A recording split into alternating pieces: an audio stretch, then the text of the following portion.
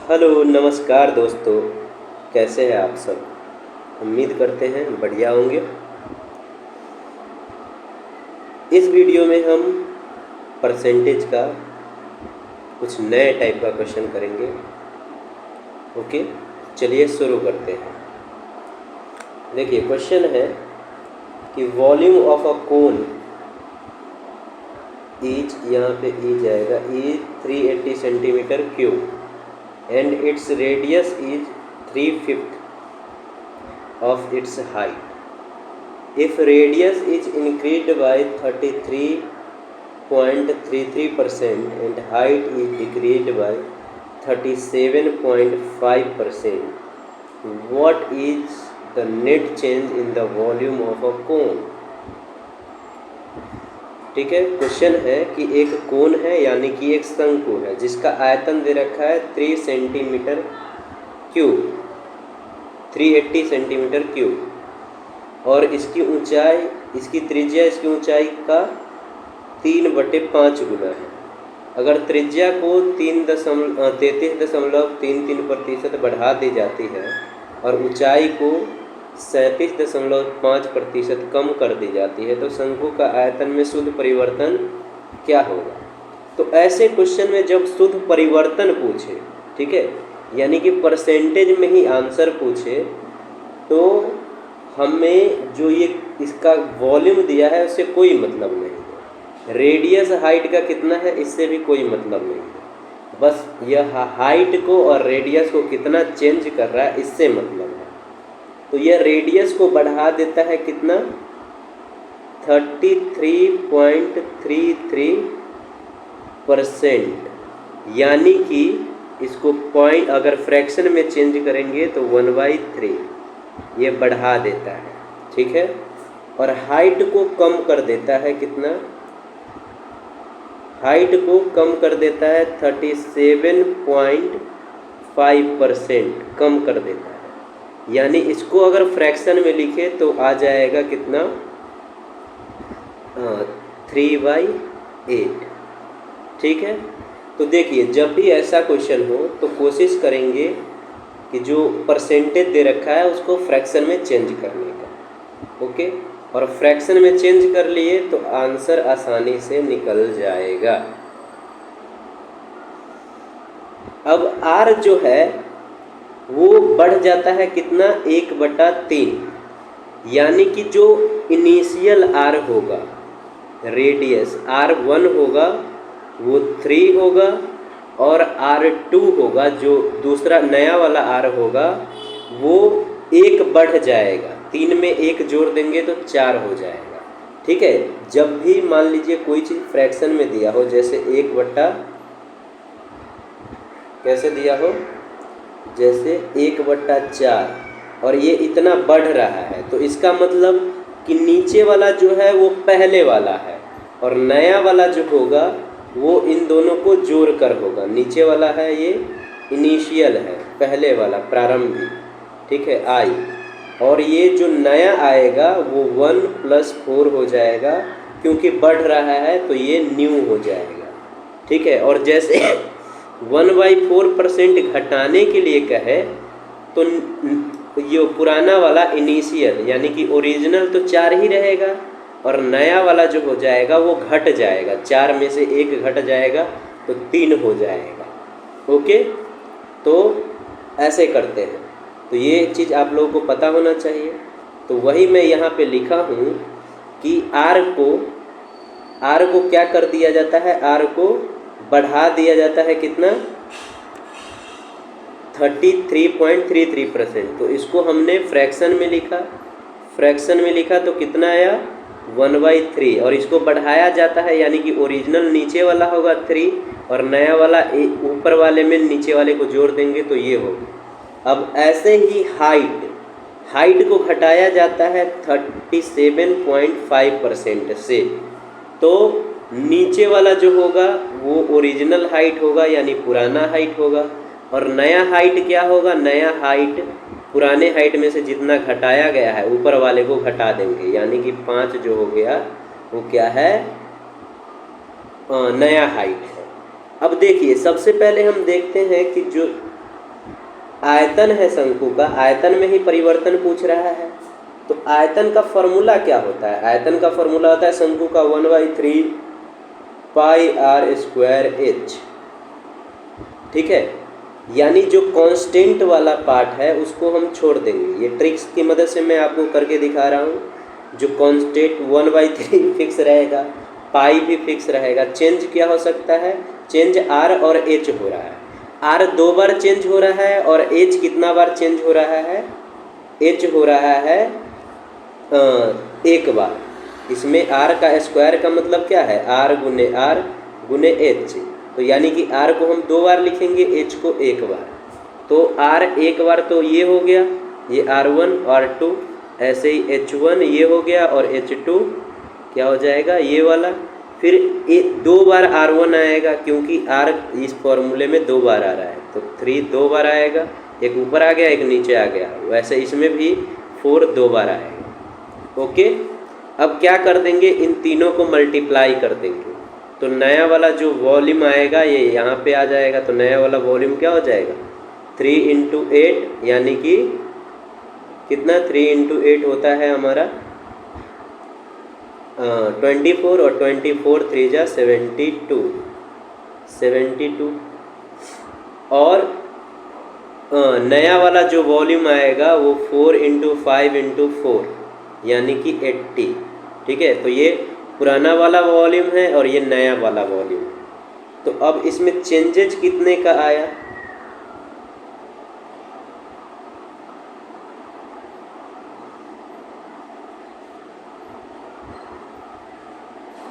इसमें चेंज कितना का आया? तो देखिए, चेंज हम किस पे काउंट करेंगे? पुराने वाले पर। तो पुराना वाला जो है वो 72 है, तो 72 को नीचे रखेंगे और अब ये बढ़कर हो गया 80, यानी 8 बढ़ गया है। तो जितना बढ़ गया उसको ऊपर रखेंगे और इसको परसेंटेज में चेंज कर देंगे, यानी 100% से मल्टीप्लाई कर देंगे।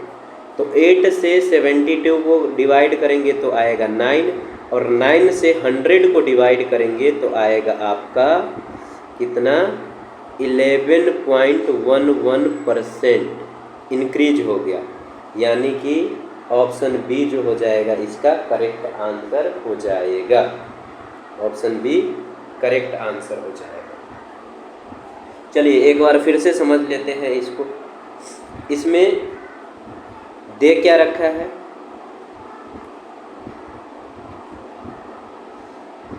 इसमें दे रखा है कि शंकु का आयतन जो है वो 380 सेंटीमीटर क्यूब है। इसका त्रिज्या इसके ऊंचाई के 3/5 है। त्रिज्या को 33.33% बढ़ा दी जाती है और ऊंचाई को 37.5% कम कर दी जाती है। तो शंकु के आयतन में शुद्ध परिवर्तन कितना होगा? तो आर हमने लिख लिया, कितना आर को बढ़ा दिया जाता है? कितना? 33.33%। तो इसको फ्रैक्शन में पहले लिखा। एच को घटा दिया जाता है कितना? 37.5%। तो इसको भी फ्रैक्शन में लिखा। अब नीचे वाला जो होता है फ्रैक्शन में वो ओरिजिनल होता है। तो R1 का मतलब है कि पहले वाला। तो R1 3 है और नया वाला R क्या हो जाएगा? 3 में एक ऐड हो जाएगा, ऊपर वाला नीचे वाले में ऊपर वाला ऐड हो जाएगा। तो नया वाला R हो गया 4 और पुराना वाला 3। ठीक है, ऐसे ही H को कम कर दिया जाता है। तो पुराना वाला तो नीचे वाला ही होगा, तो पुराना वाला H है 8 और नया वाला जो H होगा वो ऊपर वाला, उससे माइनस कर देंगे। तो 8 में से 3 माइनस करेंगे तो 5। ठीक है, अब देखिए ये तो हमने नया वाला R, पुराना वाला R, नया वाला H और पुराना वाला H लिख दिया। अब फॉर्मूला जो है इसका क्या है? फॉर्मूला होता है 1/3 पाई आर स्क्वायर एच। तो जो कांस्टेंट वाला वैल्यू है उससे हमें कोई मतलब नहीं है, हमें मतलब उससे है जो चेंज हो रहा है। तो R और R चेंज, मतलब R चेंज हो रहा है और H चेंज हो रहा है। तो R फॉर्मूला में कितना बार आ रहा है? 2 बार। तो इसीलिए R एक बार यहाँ पे लिखे हैं और एक बार यहाँ पे लिखे हैं। ठीक है, और वैसे ही जो H है वो एक बार आ रहा है, तो एक बार R ये रहा, H ये रहा और एक बार H ये रहा। इसके बाद ये सब तीनों मल्टीप्लाई में है तो तीनों को मल्टीप्लाई कर दिया तो नया वाला जो पुराना वाला जो वॉल्यूम था वो 72 और नया वाला 80 आया। ठीक है, अब कोई भी चीज़ का परसेंटेज जब हम निकालते हैं तो पुराने वाले से ही निकालते हैं। ठीक है, पुराने वाले से ही निकालते हैं कि कितना चेंजेज आया। तो जो पुराना वाला था 72 उसको नीचे लिख दिया और चेंज 72 से 80 हो गया, यानी 8 बढ़ गया तो 8 को ऊपर लिख दिया, गुने 100% से मल्टीप्लाई कर दिया तो परसेंटेज में 11.11% आंसर आ गया। ओके, चलिए अब नेक्स्ट क्वेश्चन देखते हैं। आप लोग इसको नोट कर सकते हैं।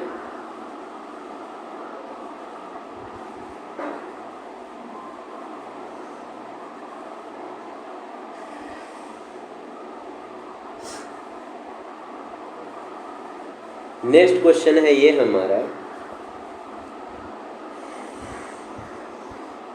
The volume of a cylinder is 875 centimetre cube, its radius is 4/5 of its height. If radius increase by 16.46%, 4/6%, point नहीं है सॉरी, 16 and 4/6%, ये है 16 सही 16 सही 4/6%, ऐसे है ये। ठीक है, तो रेडियस को बढ़ा दिया जाता है इतना प्रतिशत से और हाइट को डिक्रीज कर दिया जाता है 33.33% से। What is the net change in the volume of the cylinder? तो ये भी सेम वैसा ही क्वेश्चन है। ठीक है, तो इसमें देखिए इसका जो वॉल्यूम ऑफ सिलेंडर का फॉर्मूला होता है क्या, πr²h। ओके, यहाँ पे पाई जो है कांस्टेंट है तो पाई से हमें कोई मतलब नहीं है, हमें बस r से मतलब है और h से मतलब है। और ये परसेंटेज में ही वैल्यू पूछ रहा है तो इसके लिए हमें वॉल्यूम से भी कोई मतलब नहीं है और ये रेडियस हाइट का कितना है इससे भी कोई मतलब नहीं है। ओके, चलिए अब क्या कह रहा है, रेडियस को क्या कर दिया जाता है, बढ़ा दिया जाता है। कितना परसेंट से ये बढ़ाया जाता है, 16 and 4/6% से इसको बढ़ा दिया जाता है। यानी इसको अगर आप ये फ्रैक्शन में लिखते हैं तो 1/6 हो जाएगा। ठीक है, h को घटा दिया जाता है, क्वेश्चन में ही लिखा है h को घटाया जाता है कितना से, 33.33% से घटा दिया जाता है। यानी कि इसको अगर फ्रैक्शन में लिखे तो 1/3% इसको घटा दिया जाता है और इसको बढ़ा दिया जाता है। ओके, चलिए तो अब हम क्या करेंगे, अब हम जो R1 हो गया, इसके बाद R2 हो गया और H1 नीचे लिख देता हूँ, H1 और H2 क्या क्या आएगा। तो R1 देखिए जो नीचे वाला होता है वैल्यू फ्रैक्शन में वो R1 होता है हमेशा। तो R1 यानी कि जो ओरिजिनल था रेडियस वो 6 हम मान लेंगे। तो नया वाला रेशियो अब बढ़ाया जाता है तो नीचे वाले में ऊपर वाले को ऐड कर देंगे तो 6 और 1 7 हो जाएगा। तो नया वाला रेडियस जो है वो 7 हो जाएगा। ऐसे ही हाइट जो है, हाइट पुराना वाला कितना है, नीचे वाला 3 है, पुराना वाला हाइट 3 है, H1 3 है। तो H2 अब क्या किया जाता है, हाइट को घटाया जाता है। तो यानी 3 में से 1 घटा देंगे तो 2 आएगा। तो H2 कितना हो गया, 2। अब चूँकि देखिए इस फॉर्मूला में जो है वो R 2 बार आ रहा है तो R को हम 2 बार लिख देंगे और R2 को भी 2 बार लिख देंगे और H1 H2 को 1 बार लिख देंगे। अब ये तीनों मल्टीप्लाई में है तो R1 वाला और H1 वाले को हम एक साथ मल्टीप्लाई कर देंगे, R1 और H1। ठीक है, तो ये आएगा आपका कितना, 6 6 या 36 और इंटू 3 108 ये आ जाएगा। और R2 और H2 ये नया वाला है तो 7 × 7 × 2 यानी कि आएगा 90 8। ठीक है, ये नया वाला है। तो देखिए पहला वाला ज़्यादा है और नया वाला कम है, पुराने वाला ज़्यादा है और नया वाला कम है। तो कितना चेंजेज आया, तो पुराने वाले से हम कंपेयर करेंगे तो इसलिए 108 नीचे आ जाएगा। और कितना कम हो गया, ये 10 कम हो गया, तो 10 ऊपर लिख देंगे और इसको परसेंटेज में चेंज कर देंगे। ठीक है, और परसेंटेज में चेंज करेंगे तो ये जो आंसर आएगा हमारा 9.25% के अराउंड आ जाएगा। तो इसका आंसर हो जाएगा ऑप्शन बी। ओके, इसको सॉल्व करने पर 9.25% के अराउंड आ जाएगा, तो इसलिए इसका आंसर हो जाएगा आपका बी। ओके, चलिए नेक्स्ट क्वेश्चन।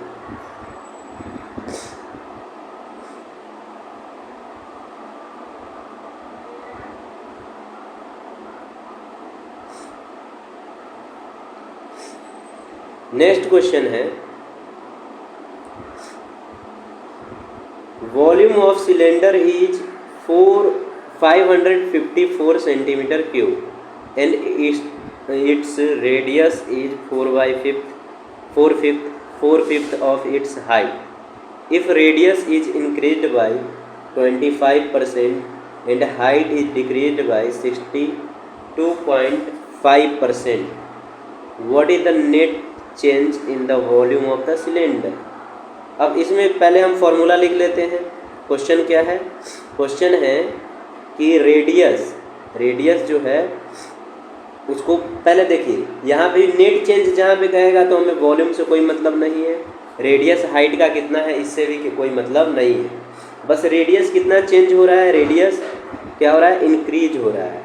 रेडियस इंक्रीज हो रहा है और कितना परसेंट से, 25% से इंक्रीज हो रहा है। तो इसको अगर हम इसमें चेंज करेंगे, किसमें, फ्रैक्शन में 25% को, तो कितना आ जाएगा 1/4। और हाइट जो है वो डिक्रीज हो रहा है, हाइट क्या हो रहा है, डिक्रीज हो रहा है, कितना परसेंट से, 62.5% से ये डिक्रीज हो रहा है। तो इसको अगर ये फ्रैक्शन में चेंज करेंगे तो आ जाएगा हमारा कितना, 5/8। देखिए ये सब वैल्यू आपको याद होना चाहिए, तभी जल्दी क्वेश्चन हो पाएगा। तो हाइट इतना से डिक्रीज हो रहा है और ये इंक्रीज हो रहा है। अब देखिए इसका हम फार्मूला लिखते हैं। वॉल्यूम का फार्मूला क्या है, ये बेलन है यानी कि सिलेंडर है, तो सिलेंडर का फार्मूला क्या हो जाता है, आयतन का, πr²h। ये वॉल्यूम का यानी कि आयतन का फार्मूला है। पाई कांस्टेंट है तो इसको छोड़ देंगे, हमें r² और h की ज़रूरत है, r और h की। ठीक है, सॉरी। अब देखिए R1 और R1 कितना होगा, R जो है इंक्रीज हो रहा है, पहले 4 था, R1 4 था, R2 कितना हो जाएगा, R2 हो जाएगा आपका 4 में 1 ऐड हो जाएगा यानी कि 5। ओके, और फिर H1 कितना है, H1 नीचे वाला जो है ओरिजिनल होता है तो 8 है H1। और H2 कितना हो जाएगा, H2 हो जाएगा आपका, ये डिक्रीज हो रहा है तो 8 में से 5 माइनस कर देंगे तो 3, H2 हो गया आपका 3। अब क्या करना है,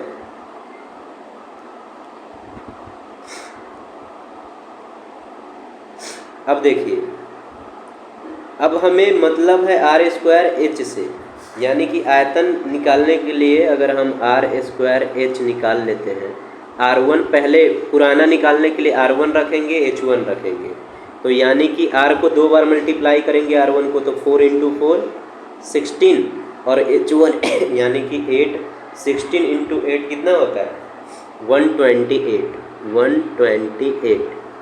ठीक है, फिर r²h, और यहाँ पे R को 2 लेंगे, 2 वाला नया वाला, और H भी 2 लेंगे, तो इसको R2 कितना है 5 और H2 3, तो यानी कि R का स्क्वायर करना है तो 5 का स्क्वायर करेंगे तो 25 और गुने 3। ठीक है, इस पे वैल्यू पुट करेंगे तो आ जाएगा हमारा कितना 75। ओके, तो ये डिक्रीज हो गया वॉल्यूम, जो पहले 128 था अब नया वाला जो है वो 75 है, यानी कि कम हो गया। तो पुराने वाले से कंपेयर करेंगे तो 128 नीचे आ जाएगा। और कितना कम है ये, कितना कम है, तो ये कम है 53 से, 53 कम है। ओके, इसको परसेंटेज में हम क्या कर देंगे, चेंज कर देंगे। ओके, तो इसको सॉल्व करने पर आपको जो आंसर आ जाएगा, वो सॉल्व करने पर आंसर आ जाएगा कितना 41%, 40 अराउंड में 41.40% डिक्रीज हो गया, कम हो गया, तो आंसर हो जाएगा डिक्रीज। 41.40 है, डिक्रीज हो जाएगा। इसको सॉल्व करेंगे तो इतना आ जाएगा आंसर। ओके, चलिए अब नेक्स्ट क्वेश्चन देखते हैं।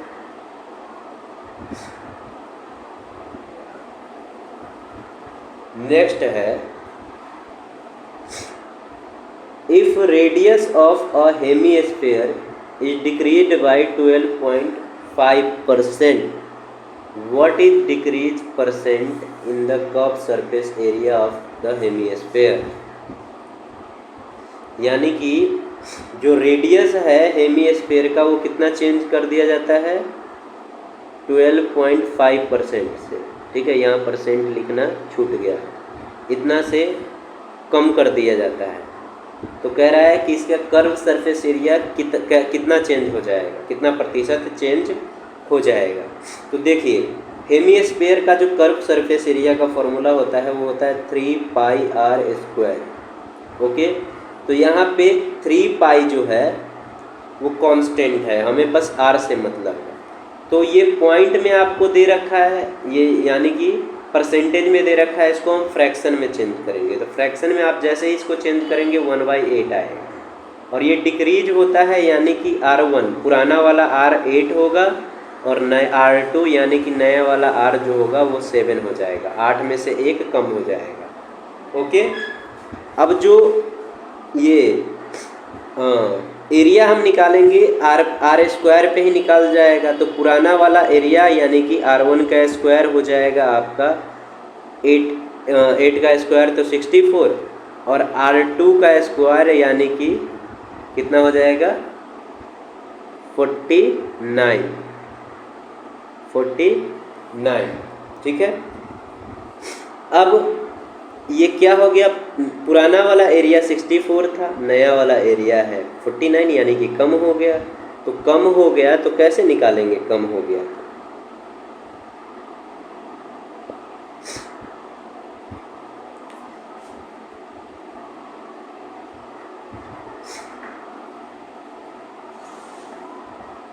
तो पुराने वाले एरिया से हम पुराने वाले जो है दे रखा एरिया में चेंजेस पूछ रहा है ना, कर्व सरफेस एरिया यानी कि वक्र पृष्ठीय क्षेत्रफल।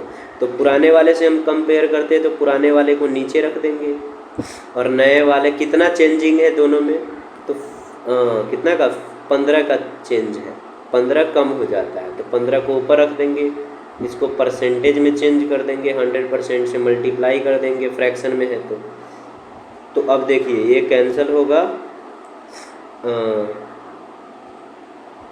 100 और 64 दोनों 4 से कट जाएगा, 64 16 पे और 100 25 पे। तो 25 और 15 को आप मल्टीप्लाई करेंगे तो आएगा 375/16%। ठीक है, तो इसको सॉल्व करने पर आपका आंसर आ जाएगा 4375% आंसर हो जाएगा, जो कि ऑप्शन ए है। ठीक है, ऑप्शन ए। ओके, चलिए नेक्स्ट क्वेश्चन।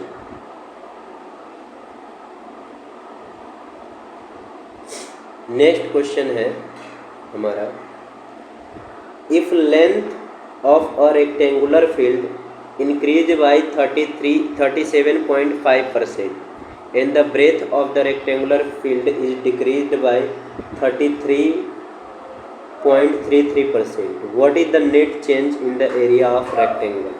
तो एरिया ऑफ रेक्टेंगल का आप लोगों का फॉर्मूला पता होगा।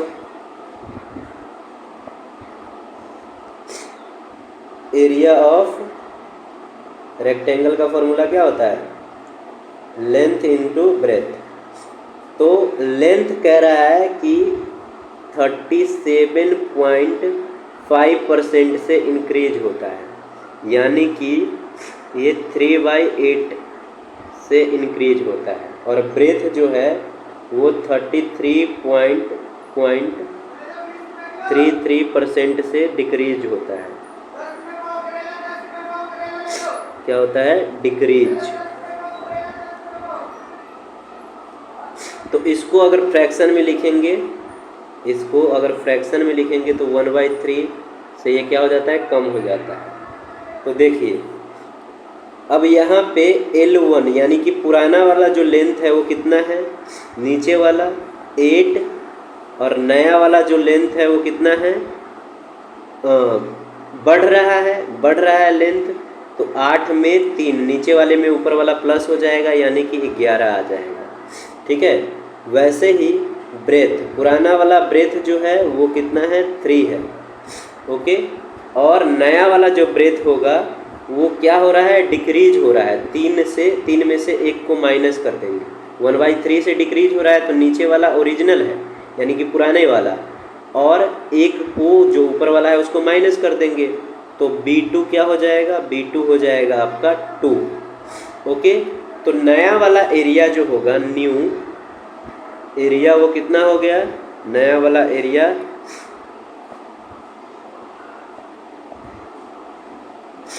वो इन दोनों को मल्टीप्लाई करके आएगा, तो 22 11 क्या होता है? लेंथ इंटू ब्रेथ होता है ना एरिया, तो लेंथ में ब्रेथ से मल्टीप्लाई हो जाएगा, तो आ जाएगा 22। और जो पुराना वाला एरिया है, यानी कि ओरिजिनल लिख देता, ओरिजिनल एरिया है वो कितना है? ओरिजिनल एरिया है 8 इंटू 3 को मल्टीप्लाई करने पर आएगा, लेंथ इंटू ब्रेथ 24 है, यानी कि घट गया एरिया। क्या हो गया? कम हो गया।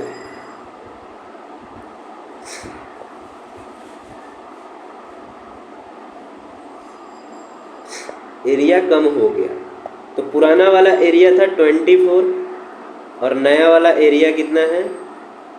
नया वाला एरिया है 22, यानी कि कितना कम हो गया? 2 कम हो गया। ठीक है।